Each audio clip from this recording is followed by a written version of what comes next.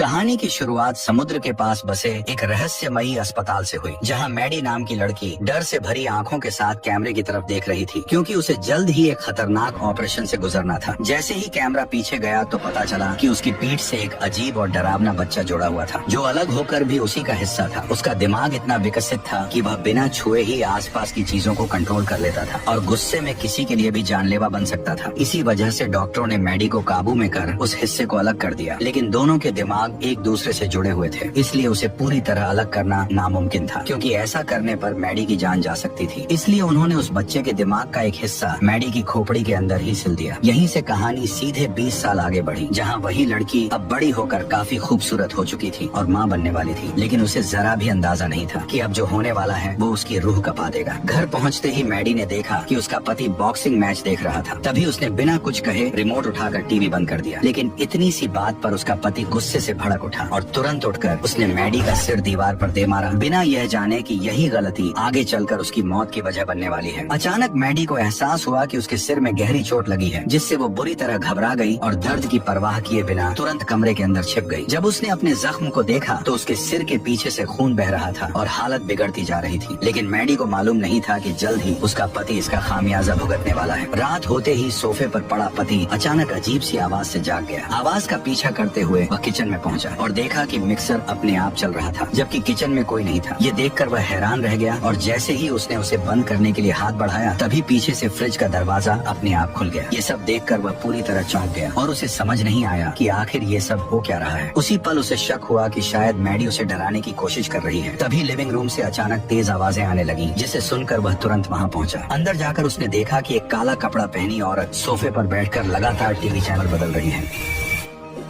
जैसे ही उसने switch on किया, तभी वह औरत अचानक गायब हो गई। उसे लगा कि शायद उसकी आंखों को धोखा हुआ है, लेकिन सोफे पर उठता हुआ कुशन साफ बता रहा था कि वहाँ अभी कोई बैठा हुआ था। वह अभी इसी सोच में था कि अचानक वह काला साया उसके पीछे प्रकट हो गया।